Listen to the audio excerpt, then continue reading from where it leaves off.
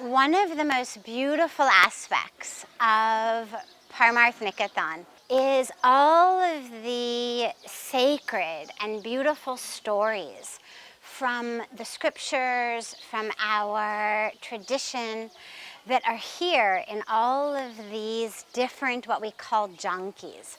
They're the statues that tell the stories from different aspects, different teaching stories throughout the spiritual history. This is one of my favorite stories because it has two very different, powerful messages. Shravankumar is the epitome of devotion. In the Hindu tradition, like so many of world religious traditions, going on pilgrimage is a very, very important part of a religious life. But Shravankumar's parents were blind. They couldn't walk, they couldn't do anything. So how would they go for sacred yatra, sacred pilgrimage?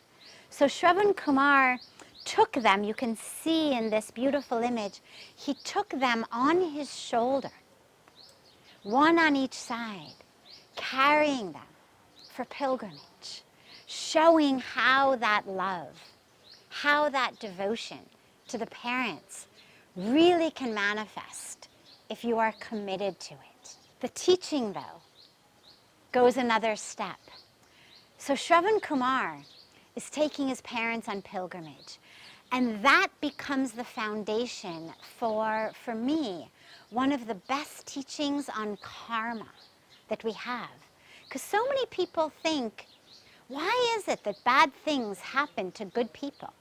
Why is it that this person, such a good guy or good woman or good child, never did anything, but had suffering, even death? Why? So Shravankumar's story shows us that when we can take a step back and actually see the full tapestry, things make sense. So here's the story. He's taking his parents on pilgrimage, and along the way they become thirsty. So he sits them down in a dharamshala, and he goes to the river to fetch water. Now, at that time, in a separate, beautiful thread, we have King Dasharath, a king without any sons, who very much had wanted sons, but couldn't have them. He's out hunting. He hears a noise. He thinks it's a deer. He throws the arrow from his bow, and it hits Shravankumar. When he rushes to find his deer, he sees this young man, Shravankumar, dying on the ground by the river. And Shravankumar says to him, because of course King Dasharath felt horrible. He was a good man, a good king. How could he have made this mistake? So Shravankumar says, there is nothing that can be done for me now. My lifeblood is draining away. But my parents are in this dharamshala. They're very thirsty. Can you take them this water? So King Dasharath picks up the bucket of water. He goes to the dharamshala. And as he enters, Shravankumar's parents, who remember are blind, hear the noise and they say, Shravankumar, Shravankumar, have you come? What is King Dasharath going to say? He's quiet, he's silent. Again they say, Shravankumar, have you come? Finally, finding words out of darkness, he tells them the tragedy of what has happened. Now, in the Hindu tradition, it's very beautifully believed and said and taught that people who have pure hearts have the ability to bless and also the ability to curse. Shravankumar's parents were simple people, not what you would call sages or saints or rishis, but nonetheless, they had that purity of heart. And in that moment, they say to King Dasharath, as we are dying of broken hearts due to the loss of our son, so you will die of a broken heart due to the loss of your beloved son. Thread 1, end. But King Dasharath's thread now, That thread, he didn't even have any sons. So now suddenly the universe, the karmic universe, had to give him sons. So now I won't go into that whole story. This becomes the story of what we call the Ramayana, the sacred epic of Bhagwan Ram. So finally, sons are born to King Dasharath, 4 of them, from 3 different wives. But Ram is the divine one. And on the day that Ram is going to be coronated as king of Ayodhya, that his father is going to pass on the throne to his son, what happens? He has to send Ram out in exile into the forest. Why?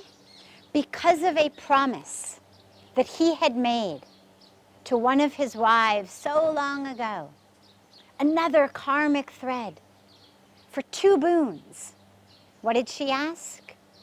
That instead of Ram, her son from her womb, Bharat, should be given the throne, and that Ram should have to go off in exile for 14 years. King Dasharath was a man of integrity, a man of dharma. There was no way to go back on his word. So heavy-hearted, heartbroken, he had to call his son Ram and send him off into the forest. And as Ram went off into exile with his brother Lakshman, with his wife Sita, King Dasharath grabbed his heart, and it said that on his deathbed, as he died of a broken heart, that on his deathbed, he called out, Shravankumar, Shravankumar, that suddenly all of the threads of that karmic package wove together, and suddenly it all made sense. So when we wonder how things happen, why bad things happen to good people, remember this story, because it reminds us how many different threads, and there's even so many more I didn't share, how many threads weave together into the tapestry of the present moment, the present time, and that which is happening here. And always remember, of course, from Shravankumar, love your parents. Take care of them. It's a sacred and holy duty.